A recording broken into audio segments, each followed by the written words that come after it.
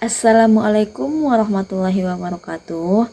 Perkenalkan, nama saya Ayu Purnama, NIM 87755736.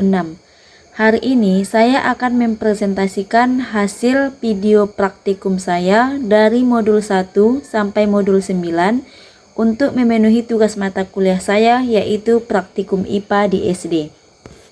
Baik, pada tugas pertama, praktikum pertama yaitu tentang ciri-ciri makhluk hidup, dimana sebelumnya saya telah melakukan praktikum ini. Kesimpulannya yaitu makhluk hidup memiliki ciri-ciri yang sama, yaitu bergerak dan bereaksi terhadap rangsang, bernapas, memerlukan makanan, serta dapat tumbuh dan berkembang. Kelima ciri ini pasti melekat pada makhluk hidup, baik dia tumbuhan maupun hewan, meskipun ada sedikit perbedaan, misalnya proses bergerak serta bernapas. Praktikum kedua yaitu tentang simbiosis. Kesimpulannya yaitu simbiosis adalah bentuk interaksi antara dua makhluk hidup yang berbeda jenis. Jenis-jenis simbiosis meliputi mutualisme, komensalisme, serta parasitisme. Setiap jenis simbiosis memiliki dampak berbeda terhadap makhluk hidup yang terlibat.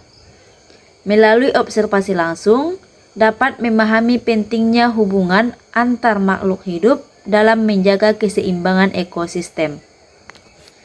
Adapun praktikum yang ketiga yaitu tentang pertumbuhan dan perkembangan biji kacang hijau.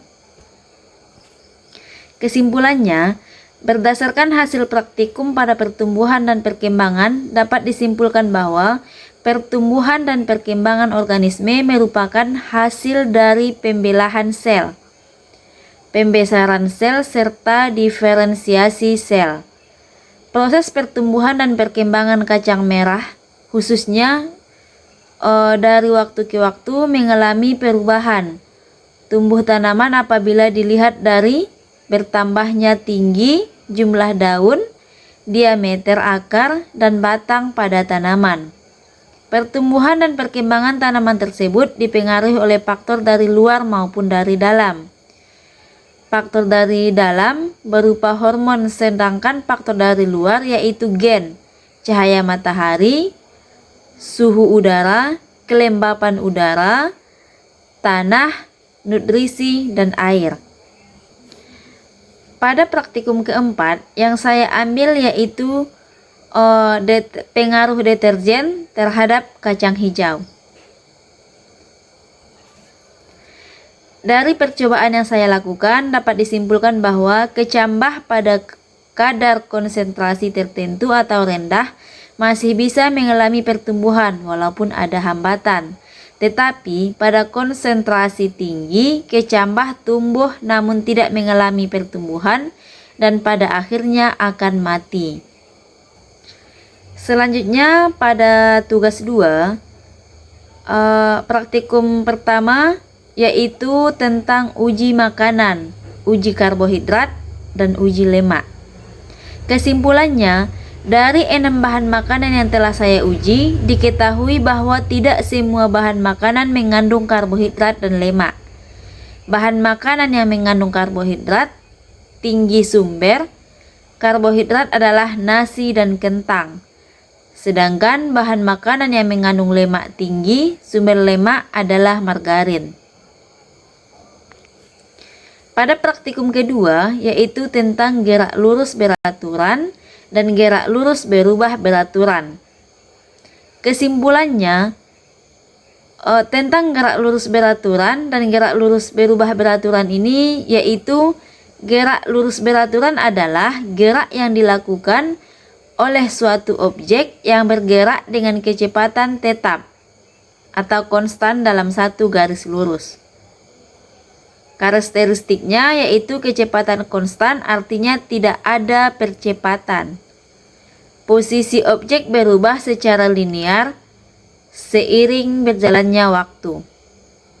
Sedangkan gerak lurus berubah beraturan itu adalah gerak yang dilakukan oleh suatu objek dalam garis lurus dengan percepatan yang tetap atau konstan. Karakteristiknya, kecepatan berubah secara teratur, baik bertambah maupun berkurang karena adanya percepatan tetap. Sedangkan pada praktikum ketiga, di tugas 2 ini tentang jenis dan bentuk gelombang. Kesimpulannya, gelombang transversal adalah gelombang yang arah getarannya tegak lurus dengan arah perjalanannya. Gelombang transversal bentuknya seperti bukit dan lembah di bawah ini. Gelombang longitudinal adalah gelombang yang arah getarannya searah dengan arah rambatannya. Gelombang memanjang berbentuk rapatan dan regangan. Seperti yang telah saya berikan contoh di LKP saya pada tugas 2 ini. Sedangkan kesimpulan yang terakhir yaitu perbedaan antara gelombang transversal dan gelombang longitudinal terletak pada arah rambatnya, yaitu bila transversal tegak lurus sedangkan searah memanjang dengan rambatannya. Pada praktikum keempat yaitu tentang pencernaan makanan. Kesimpulannya, proses pencernaan manusia terjadi secara mekanik dan kimiawi, biasanya dilakukan oleh gigi. Proses pencernaan mekanik juga terjadi di dalam lambung ketika makanan dihaluskan oleh gerakan-gerakan otot lambung. Sedangkan pencernaan kimiawi biasanya terjadi di dalam mulut, lambung, dan usus halus. Urutan sistem pencernaan manusia yaitu mulai dari mulut, kerongkongan, lambung, usus halus, usus besar, serta transversum yang melintang dari kanan ke kiri pada bagian atas rongga perut, descendent atau kiri rongga perut, dan sigmoid bagian yang terhubung dengan rektum, dan terakhir yaitu enzim pada hati masuk ke dalam lambung, enzim pada kantong empedu, dan pankreas masuk ke usus halus. Sedangkan pada praktikum kelima yaitu tentang gaya listrik statis. Kesimpulannya, dalam melakukan kegiatan praktikum, kesulitan yang dialami adalah mencari bahan dan alat untuk melakukan praktikum ini serta membagi waktu dalam melakukan praktikum ini. Sedangkan pada tugas ketiga yang telah saya lakukan pada praktikum pertama yaitu tentang sifat cahaya. Kesimpulannya, cahaya dapat merambat lurus. 2 buah kardus dan lilin sebagai sumber cahaya membuktikan bahwa cahaya dapat merambat lurus. Cahaya dapat menembus benda bening. Pada plastik bening, cahaya menembus benda bening.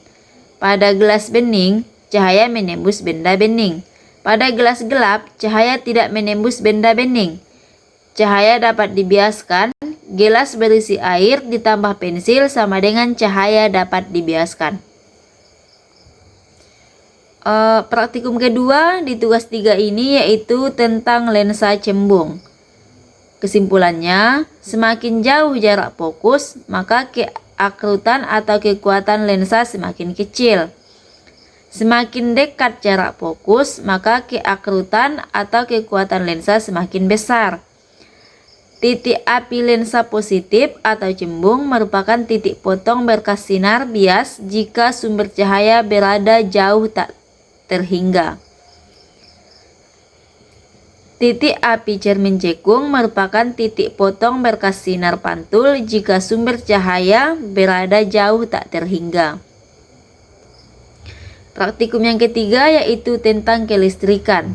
Berdasarkan pengamatan yang telah dilakukan, dapat disimpulkan bahwa cara sederhana untuk memperoleh benda bermuatan listrik salah satunya adalah dengan digosok.